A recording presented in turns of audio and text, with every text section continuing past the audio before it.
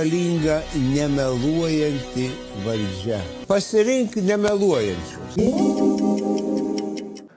Visada būtinai rinkitės tik nemeluojančius. Tik nemeluojančius. Ir šiandien paskelbėm mes publikaciją, centrinę, dar nėra gausų pas mus publikacijų po naujų metų, kuri vadinasi Eduardo Vaitkaus rinkiminės gairės, kai kam baisiau negu velniui kryžius.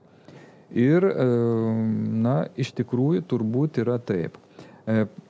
Papasakosiu prieš istoriją. Čia gruodžio pradžioje Eduardas sako, apie kažką mes ten bendravom, kad jį kreipėsi valstybinis transliuotojas LRT, vadovaujamas Monikos Garbačiauskaitės Budrienės, ir sako, nori užduoti klausimą, kodėl jis dalyvauja prezidento rinkimuose visoje šitoje kampanijoje. Tai aš sakau, nori tegul paklausė, nors visada labai atsargiai žiūriu asmeniškai į tuos klausėjus iš tokių kanalų. Ir ką aš pasakau, žinot, su visais reikia bendrauti, atsakyti klausimus. Klausimas kaip ir aiškus, ten laiko nedaug, labai trumpai pranešė, kad skirs laiko, minutė laiko ir viskas. Tai Eduardas pasidėliojo tai, ką jisai nori pasakyti ir susitiko. Aš tik paprašiau vieno dalyko, ką mėgstu daryti tokiais atvejais, kad po to melagiai negalėtų nemeluoti. Čia mes turbūt galėtume prisiminti tą legendinį Degutienės įrašytą pokalbį, kur aš įrašiau pokalbį su Degutienė, kur jinai susitiko Seimo pirmininko kabinete su daug visuomenininkų, ten pasišnekėjom, ir po to jinai apsivertė. Jeigu ne tas įrašas, nieks ir nežinotų, ką jinai ten prikalbėjo apie valstybę, kur jinai rytas ir kaip viskas yra baisu. Tai aš pasakiau Dardui, tiesiog dėl viso pikto paimkite telefoną, įrašykite tą ten. Vis tiek minutę gal nieko neišpjaus, bet pačiam, kad prisimint, ką jūs sakėt, juolab, kai mes ruošim publikaciją, kad irgi taip tiksliai, nes aš mėgstu pacituoti tiksliai. Taip ir padarė. Ir štai, gruodžio 5 dieną Eduardas pakalbėjo, o vakar tik tai sausio 1 dieną, čia operatyvumas neblogas, jie jau parodo. Ir ten buvo reportažas su visais tais kandidatais. Ten nežinau, kiek jų dabar yra, bet su visais. Visi buvo pristatyti. Nuo Nausėdos iki Verygos ir taip toliau. Na ir ką? Kai aš pamačiau, vėlgi, kaip visada, susižavėjau. Ir dabar pasižiūrėkim tą trumpą video, viso mes reportažo nežiūrėsim. Tiesiog pirma dalis yra tai, ką parodė LRT, antra dalis yra tai, ką iš tiesų atsakė Eduardas Vaitkus, valstybinio transliuotojo žurnalistei.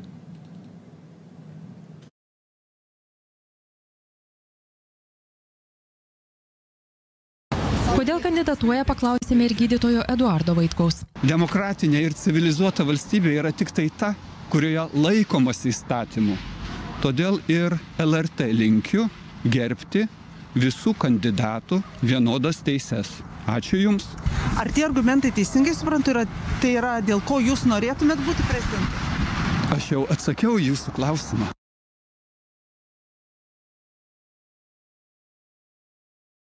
Kodėl kandidatuoja, paklausėme ir gydytojo Eduardo Vaitkaus. Lygiai prieš 3 mėnesius, rugsėjo 5 dieną, paskelbiau, kad dalyvauju rinkimuose ir pateikiau savo programos gairias, kurias atspausdino BNS, ELTA, tačiau nepastebėjo LRT, nes pasak LRT vadovo, mano mintis prieštarauja pagrindiniams demokratijos principams. Pavyzdžiui, mintis, kad Lietuvoje būtina priimti užsienio agentų įstatymą. Amerikos pavyzdžių. Lietuvoje nėra politinės jėgos, kuri matytų Lietuvos savarankiškumo prasmę ir gyvenimą grįstų konstitucijos laikymusi. Bet demokratinė ir civilizuota valstybė yra tik tai ta, kurioje laikomas įstatymų. Todėl ir LRT linkiu gerbti visų kandidatų vienodas teises. Ačiū Jums. Ar tie argumentai teisingai suprantu, tai yra dėl ko Jūs norėtumėt būti prezidentu? Aš jau atsakiau Jūsų klausimą.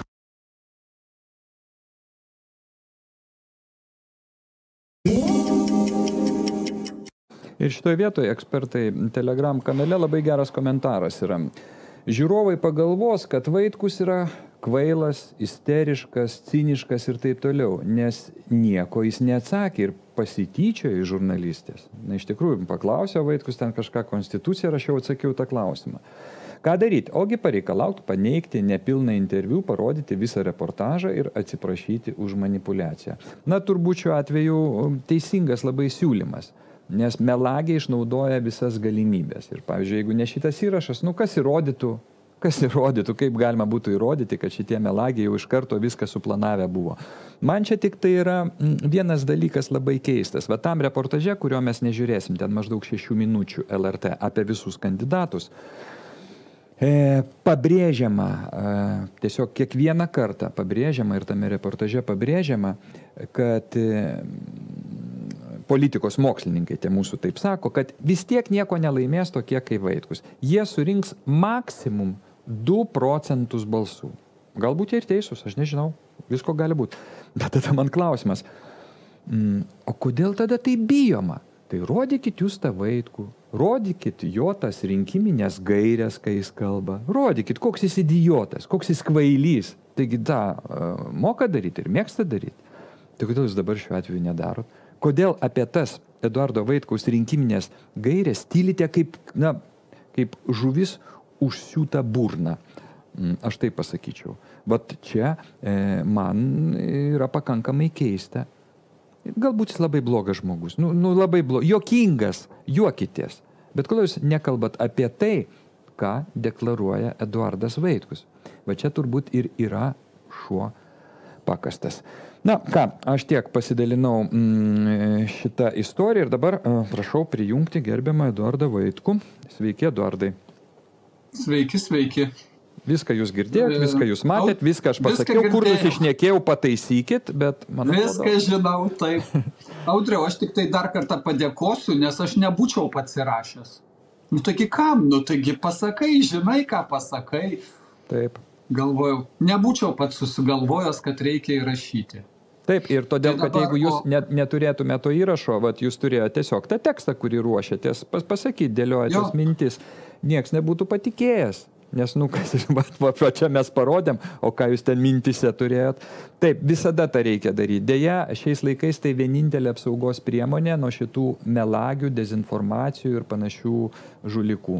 Ta reikia tiesiog daryti. Ta įrašą visada galime ištrinti, po to išmesti, jeigu nereikia. Jeigu jie būtų viską parodę, nebūtų problemų. Bet čia tiesiog yra labai, pakartosiu, labai gera manipulacija, parodanti, nes jeigu nežino žmonės to konteksto, jūs tikrai atrodėt kaip kvailys. Pasipūtęs kvailys, kuris net nesugebėjo atsakyti normaliai, žmogiškai žurnalistės klausimą. Ir tas komentaras, kurį aš pacitavau, jis yra labai tikslus. Taip. Toks tikslas ir buvo jų. Audriau, tai šitoj vietoj tiesiog įdomumo dėliai pareferuosiu, kad aš jau Vyriausiųjų rinkimų komisijai apskundžiau LRT, nes jie dezinformavo ne mane, jie dezinformavo Lietuvos gyventojus. Be abejo. Ir paprašiau, kad priedo dar, kadangi konstitucija formaliai dar galiojanti. Ir konstitucija sako, kad yra lygios teisės visų Lietuvos piliečių. Tai lygios teisės, aš jau nekalbu apie žodžio laisvę, lygios teisės ir negalima diskriminuoti už pažiūras, už įsitikinimus, už nuomonę. LRT jau 4, tai čia apskundžiau. Ir šiandien dar irgi parašiau vieną trumpą straipsnį LRT, kurioje irgi aišku nespausdina nuomonių ir pozicijos arba pozicijos skiltyje.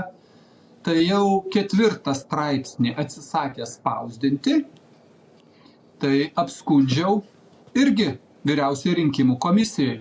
Tik tai Vyriausioji rinkimų komisija kaip valstybinė institucija, jie tiesiog negali valstybinės institucijos pareguliuoti, pasakyti, nes konstitucija tik tai popieriui parašyta, o ją laužyti gali visi, kurie turi jėgos arba kuriems reikia. O dabar aš savo seniai atsakęs į šitą klausimą, nes čia lygiai tas pats, kas su medicinos tematika. Kai seniau 3 metus mušiausi dėl vienos mirusios ligonės, paskui Jonavoje mirusi ligonė, dėl jos jau 2,5 metų kai kartu mušame su artimaisiais. Ir aš kreipiausi ir sakiau ir į rektorių, ir į klinikos vadovą. Padarykim aptarimą medicininį. Artimieji sutinka. Ir jūs medicininę kalbą išpasakosit, kad Vaitkus nusikalba. Ir kad ne taip yra, mano medicininiai argumentai niekam netinkami. Jūs galėsit, aš galiu vienas atsistoti prieš visus Kauno klinikų pulmonologus, nefrologus, inkstų ligų specialistus, prieš infekcinių ligų specialistus. Aš vienas prieš jūs visus sudėlioju medicininius argumentus, o jūs paneikite ir paniekinkite, kad nesupranta tas Vaitkus nieko. Atsisakė. Ministras pasakė ne, mes nespręsim klausimo, rektorius pasakė ne, anesteziologijos klinikos vadovas pasakė ne, jis kartu šiuo metu ir yra dekanas. Ne, nes negalima šitų klausimų kelti, nes nėra kaip motyvuotai, medicininiai, argumentuotai atsakyti arba paneigti, kad Vaitkus yra neteisus. Tai aš jau pasakiau ne vieną kartą, karalius nuogas. Nuogas. Ir mes galim arba apsimesti toliau. Ne, mes nematom, jis labai gražiais šilkais apsirengęs. Mūsų valdžia neteisėta. Iš Lietuvos žmonių atėmė teisę spręsti savo likimą. Apgavo, pavogė mūsų teisės. Ir tai išdėliota įrodymais. Paneikite, neįmanoma paneigti fakto.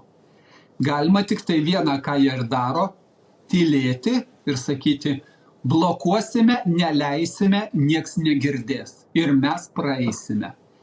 Politologai, kurie gauna algą už tai, kad kalbėtų pagal nosis, pagal valdžios kleidžiamą tvaiką eitų, nes pinigų kvapas ir pinigas moka kalbėti lietuvių kalba labai gražia. O politologam gyventi reikia, jiegi nekalti.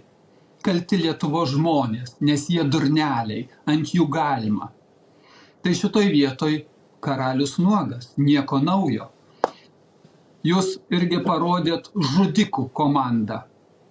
Potencialių žudikų, kurie kalba kažką tai LRT eteryje. LRT eteryje kalba žudikai potencialus, kurie sako, kad tokius šaudyti.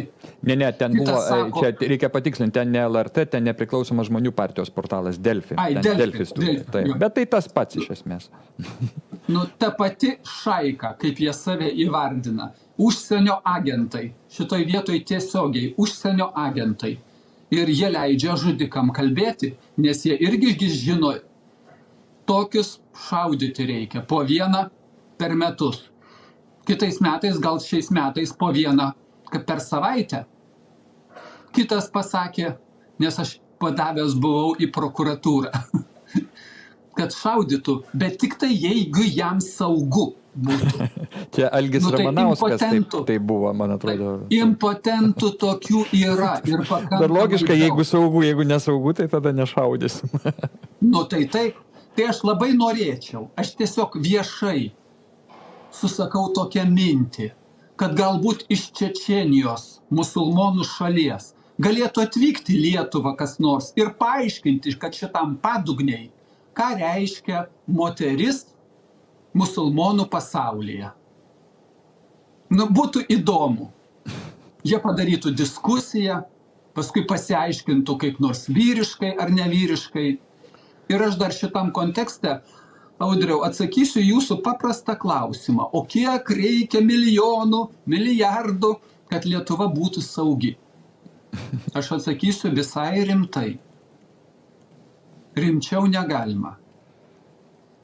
Nuo pinigų kiekio tai nepriklauso. Amerika, Jungtinės Amerikos valstijos 800 milijardų dolerių per vienus metus išleidžia. 15 milijardų grubiai dolerių išeina per savaitę. Ir Amerika nėra saugi. Eduardai. Gali sunaikinti. Tai būtent todėl labai logiškai Arvydas Anušauskas ir nepasako tos sumos, kurios reikėtų, nes būtų galima kažką leptel. Vat kaip aš, 300 milijardų. 800 nepakanka. Bet negali pasakyti baigtinės sumos, kadangi tai upė, kur galo nematyti pinigų įsisavinimui. Biznio požiūriu, pinigų plovimo požiūriu, tai yra nuostabi kryptis. Nes viską galima nurašyti. Bet vėl pakartosiu elementarę tiesą. Elementarę. Čia kaip vaikam mokykloje išaiškinti. Čia ne aukštasis pilotažas. Saugumas negali būti dalomas. Negali tiesiog būti viena šalis saugi, kai šalia esanti kita šalis nesijaučia saugi.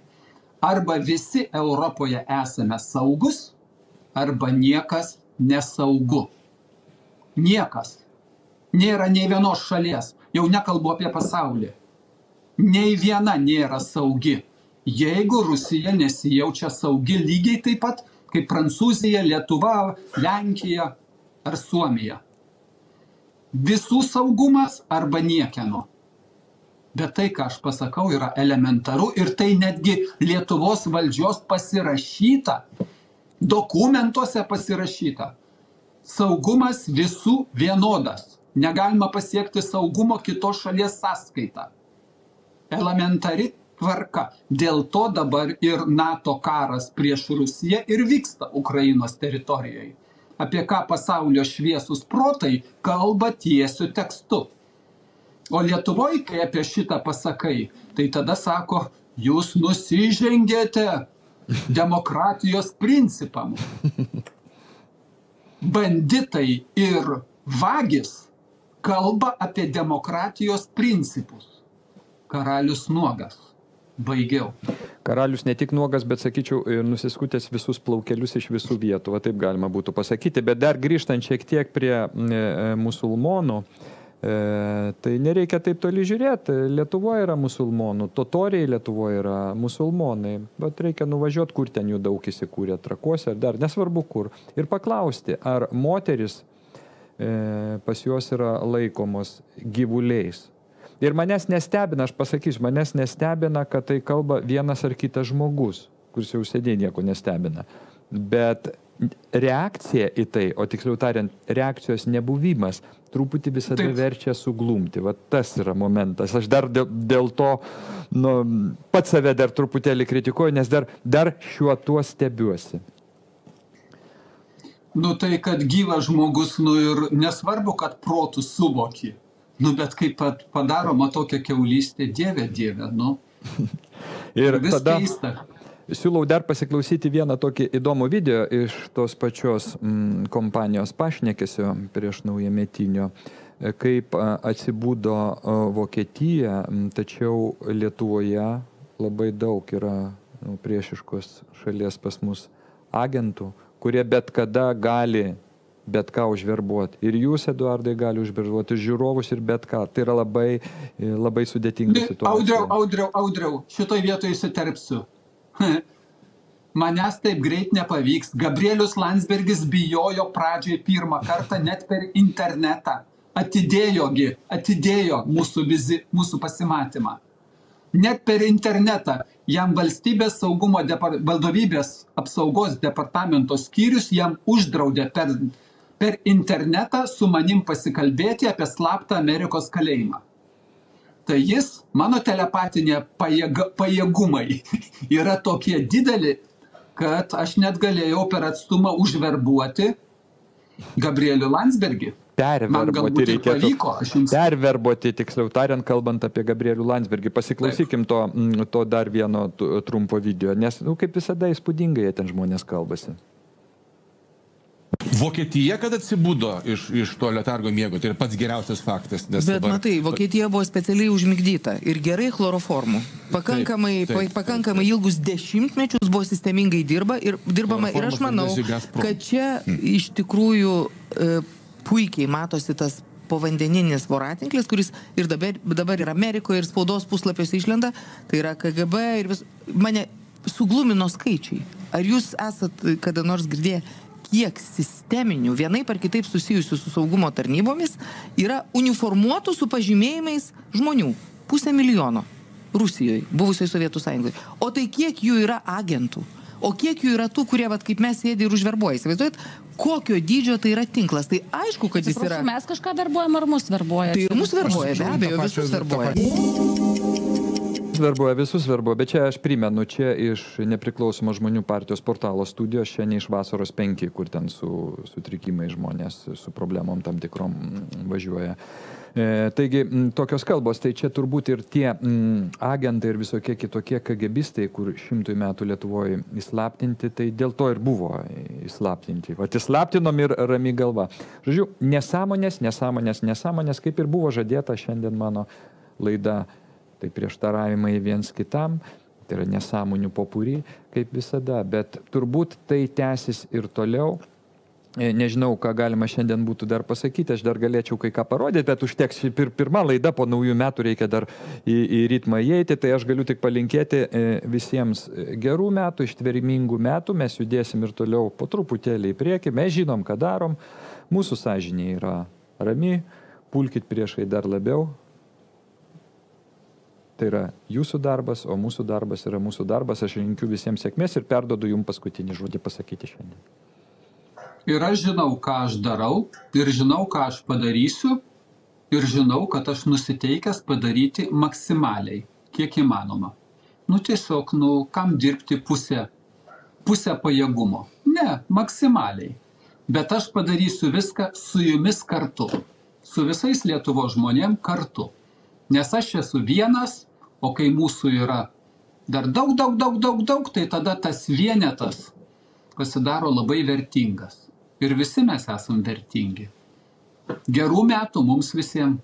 Taigi, gerų metų, nepamirškite palaikyti savo kanalo, o mes pasimatysim jau rytoj, beje rytoj studijoje turėtų būti signataras Zigmas Vaišvila, Eduardai jūsų rytoj nebus, nes mes kalbėsim apie visų šitų kandidatų pasiskelbusių reakciją į tai, apie ką jūs kalbėjot praėjusią savaitę spaudos konferencijoje dėl Europos Sąjungos Lietuvos santykio, tai kas ten įvyko Europos parlamente, tai mes su Zigmu rytoj pabandysim tai apžvelgti, jūs galėsit pasiklausyti. Tai tiek šiandien ir iki.